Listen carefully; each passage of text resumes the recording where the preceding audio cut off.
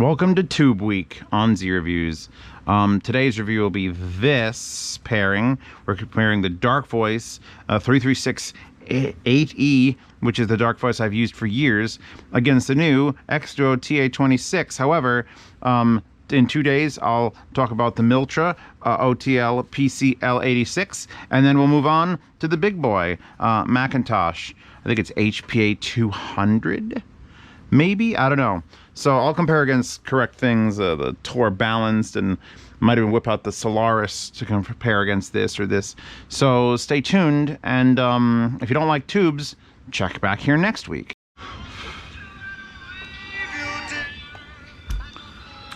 Well, fuck. All right, Xduoo TA-26 is what we're starting with. That's today's video. 2 more days I'll do that, or actually I'll do it probably tomorrow in real time, but you'll get to see it. Wow. So here's the thing about Xduoo. They've made a lot of hybrids that are very good, hybrid tube amps. In fact, if we look to your left, Xduoo TA-20, Xduoo TA-30, the Dark Voice sat in the middle, and up on the shelf there is the Xduoo TA-10S Plus, the red one. And I replaced it with the tube, and that was the best one ever for the 909s. So it's just like, I have a faith in Xduoo for tube amps, but they're mostly hybrids. And this isn't a hybrid, as far as I can tell. Sent by Apos, by the way. And what does it claim as far as power? 0.5 watt, which is, I find that's fucking, this is the loudest 0.5 watt I ever heard. Doubles as a preamplifier, yes, we agree with that. You can use the outputs on the back of it. I'll explain the setup here in a moment. Audiophile resistance and capacitors.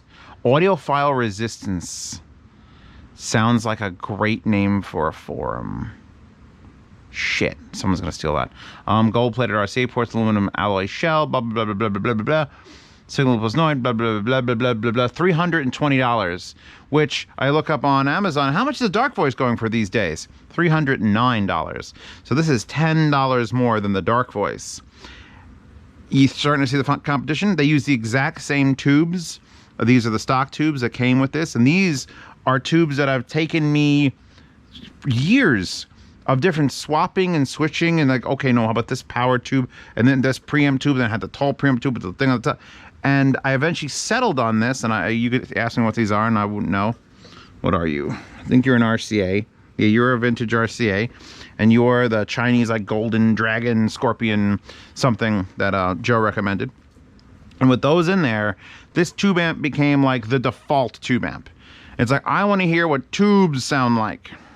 So why is it with this perfectly precision what do I plug? I brought out the 3 headphones of the 909s, which really tubes are not like needed. The Neumanns and the 600s, the HG600s on Skedra cable, Viking Weave #1. The patina on this copper is coming in nicely. Why is it when I go from this to this, I hear a difference and I'm like, oh, I like that more. I also brought out this amplifier, which is actually the topping A90, because I want a reference to bounce off of. So A90,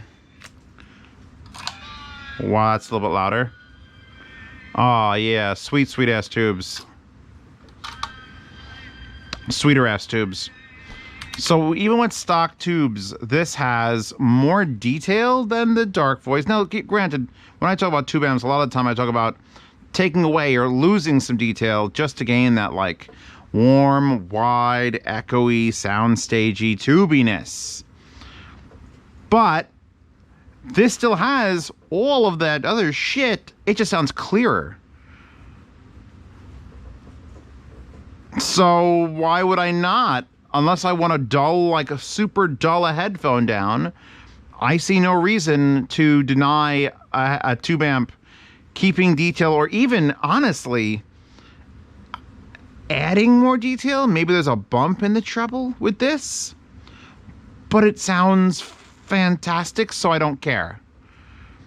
So I like, well, no, I do care. It's just like I'm going from the A90, which is like king of linear. So the reason it's up there, it's probably one of the only linear, maybe the Geshelli is linear alongside the topping, but it's still You know, that's not really, but then you put this on and you just flip the switch. All right, basement jacks. Good bass note here. On Back to the Wild, the jacks work a dub mix so much better. I mean, all right. If you don't know, because this is your first Z reviews, hi, I'm Zeos Pantera, and these are my HG600s, and look, I painted them years and years ago. Only headphone I've actually taken the time and effort to disassemble, mask off, paint, and then reassemble. Just pointing that out. And these have the new Dakoni pads, which I got the Dakoni link for these, because you can find Dakoni pads on Amazon, but these are very specifically like super clones of the original HG600 pads, which means they work perfectly. But getting back on track, HG600s are amazing headphones, and you can plug them into any amplifier and they sound good. But when you plug them into a tube amp, they go from good to ha. I'm sorry, what did you say? Good to ha. Can you spell that? No, I really can't. It's an H and A. Oh, it's just tubes, bro. These have always been the go-to to test for tube, just because they're 300 ohms. And here's how tubes work real quick. It's the beginning of Tube Week. I don't have to explain it again. If you watched the 3 episodes in a row, this is episode 1. There'll be an episode 2 and episode 3 with the wrap-up. Tube amps are different than solid-state amps. I'm not pointing there, I'm pointing here. Because the draw, the amount of difficulty it is to make the drivers move, the actual ohm load and resistance and efficiency that you put on a solid state is sort of dealt with just because transistors. But on a tube, it literally drags the shit down. It's like, oh God, it's so hard to move. And that like, Orgasmo when he shoots you with the gun and you're like, ah, and you fall down. The tubes are doing that. They're actually being massaged by every bit of music that comes out of the headphone. It's like, oh, this is hard to do. And it's trying to do it with tubes, which, ready to offend everybody, are the inferior method of producing an amplifier. An amplifier. Well, that sounded weird. Of producing an amplifier. Like, we stopped using tubes for a reason. They're inefficient. They're fragile. They create too much heat. They're hard to manufacture. But because they're flawed in the way that they do this, they react differently to every headphone you plug into it. So a 300 ohm headphone, which is a pretty hard to drive headphone, when you put it through a tube, it draws out and it shows off what the tube amp is failing at, actually, when you think about it. Because you plug it into a solid state, it's very clean, very linear. Boom, boom.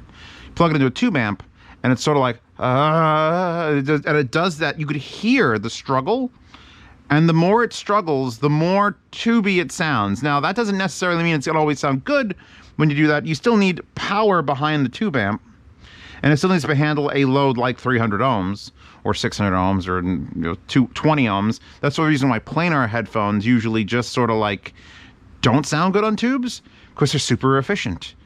There's almost no resistance, there's no load, so the tube just goes and it goes and it sometimes actually sounds weird in a bad way. But yeah, no, the harder the headphone is to drive, the more power your tube amp needs to perform with, or else you're going to get clipping and distortion. So it's a beautiful balance of bullshit. This is audio bullshit at its finest. If you were thinking about a tube amp, this is why you think about it, because it's worse. I could buy an A90, perfectly linear, perfect amplifier, everything's great. But then I have Class A, and then I got burst op amps, and that little portable one sounds really creamy, and that's got a bass button. And then tubes, literally, depending on the resistance of the headphone, react to it. So that's why when I plug this headphone into this amp, and this headphone into this amp, and this headphone into that amp, the different power level, well, these are solid state hybrids, which means the actual amplification is solid state, which means it's consistent. Doing a lot of this today, but the tubes sort of flavor the input, which with a consistent resistance that they've built into the unit. So if this is all very confusing, all you got to know is almost any tube will sound different from a solid state, except for those really high-end tubes. I'm looking at you. I haven't tried you yet, like in an actual listening capacity, but like the WA-22, the big son of a bitch from Woo Audio. Many tubes, much money. I couldn't tell it apart from a solid state amp because they literally made it so clean and efficient and powerful that putting a 300 ohm load in it was like, what about it? Yeah, I'm just doing this. You really need like to stress the tube amp and the tubes to get the flavor. You're sucking the flavor out. And you don't want to use a giant straw, then you want to get a normal straw and suck the flavor off. Wow, that's a real weird analogy, but it works in my head. It's fine. Welcome to the beginning of Tube Week.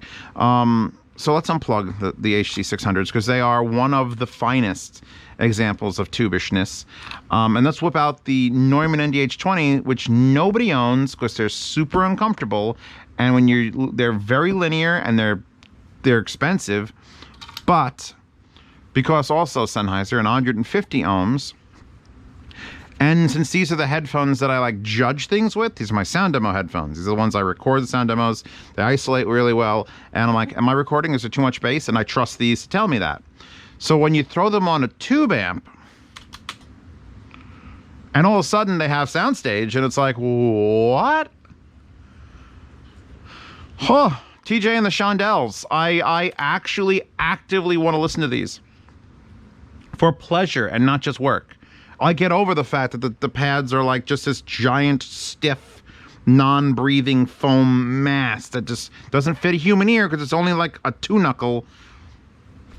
When I use them for work, it's like, all right, I'm putting on a sound demo. I got 15 to 25 minutes with adjustments. That's fine. But pleasure listening requires them to be so good it surpasses my tolerance of pain. How's that? And I've used these now for years, so they're sort of like broken into my head, or my head's been broken in. So I'm like, all right, I could listen to them. But now,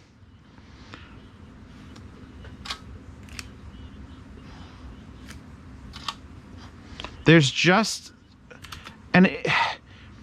even going back and forth, A90 to this to A90, it's like, wait, is there a change? Yeah. Oh, let's go back to this. Hold on.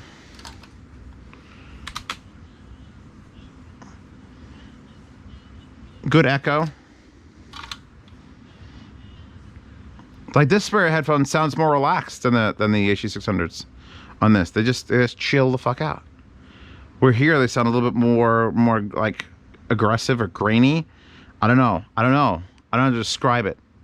And this is with stock tubes. Keep in mind, these are cherry-picked fucking tubes that make what I think is like the pinnacle of what tubishness should be on this sort of device. We'll get to the Tour Audio in the future one. Probably that'll fight off against the Macintosh. I don't know yet, because that's balanced. So I think if you got this and just swap, usually you swap the preamp tube first, ignore the power tube, but the power tube is doing its thing. I did it because I'm me, and people literally were sending me tubes to try. But it's like, yeah, I could live very easily with just this tube amp and no different tubes. Stock. We should probably talk about the build, because I mean, I'm over here blabbing on and on about Frankie Goes to Hollywood and sound. Who cares about sound, Zeos?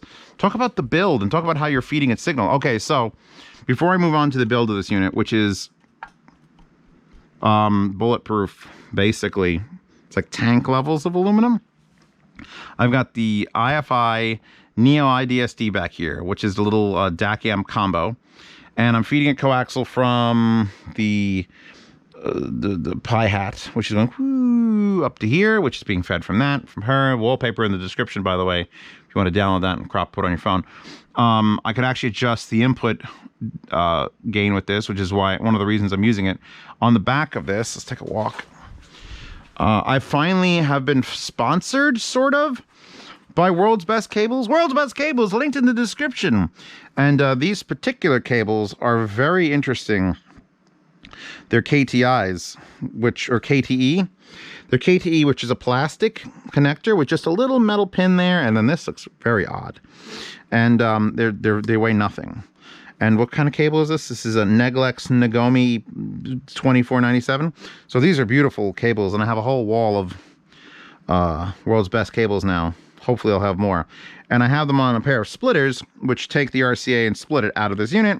And I've got the lefts going boop, and the rights going boop. And look at this beautiful Evangelion type loop of bullshit that is just feeding our amps at the exact same time from the exact same source. And I'm sure someone's going to complain, Zeos, that's going to cause a feedback thing through the thing, and the grounds are going to be... It's fine. I hear nothing when I mute it and I pause it and just... It's great. So that's how I'm feeding signal through those weird... that says cord high quality signal cable. This thing weighs like 8 pounds. It's a heavy boy. And the fascia is it's got a much smaller footprint than the Dark Voice. That might be a selling point alone. It's legitimately, let's see if I put this right back against it. It's legitimately 1.5 inches shallower, and I'd say 1.5 inches narrower, and probably 3/8 of an inch higher. You can convert that to millimeters if you want. I'm not going to.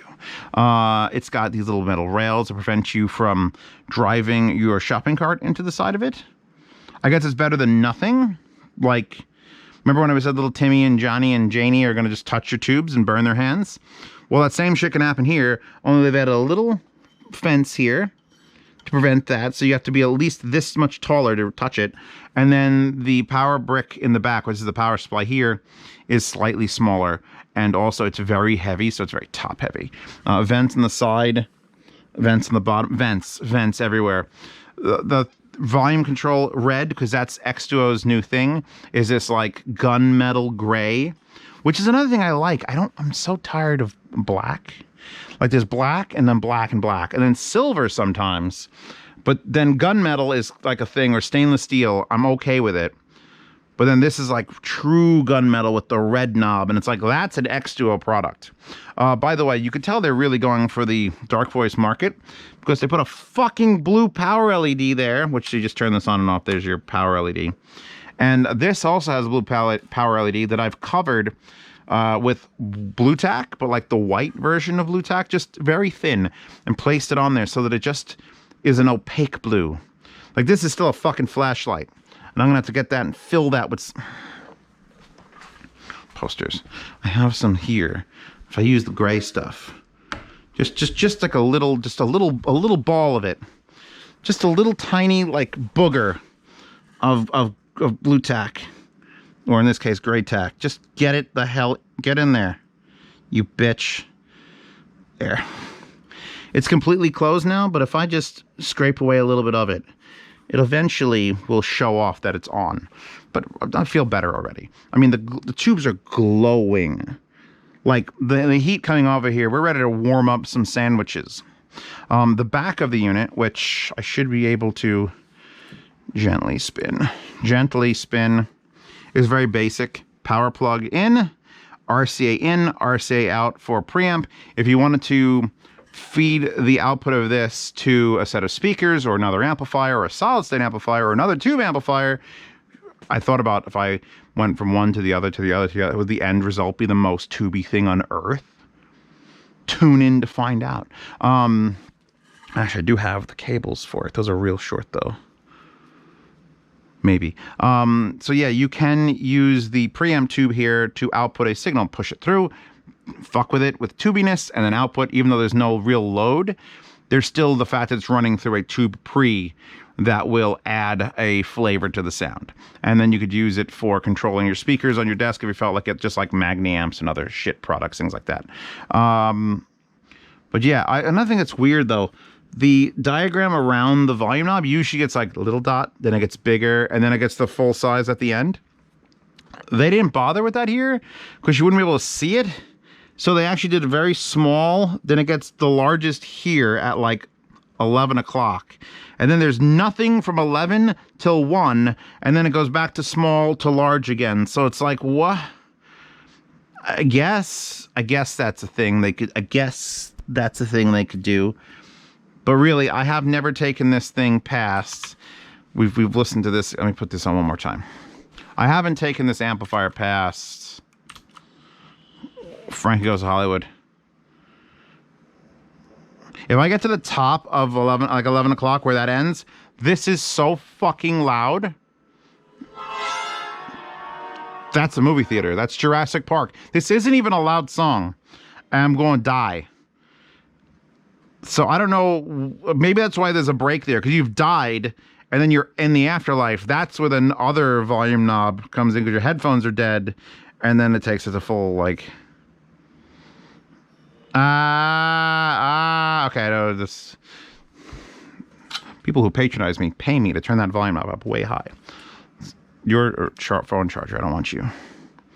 Put my Heart audio cable in.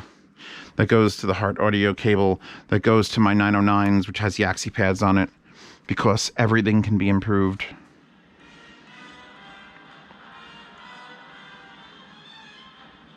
And that's when you go from a $500 headphone or a $300 headphone to an $1,800 headphone. And it's like, oh, I missed you. I'd say on certain songs, this amp sounds as good as these 909s have ever sounded. On certain songs. With the TA10, with the 1950s tube and the slight channel imbalance, I think I enjoy them the most. The pads helped a great deal, but a good tube amp on this dynamic is just... I want to just listen to the entire Jurassic Park song. Give me a moat, Ritroll. Whoa! Hero Society from One Punch Man.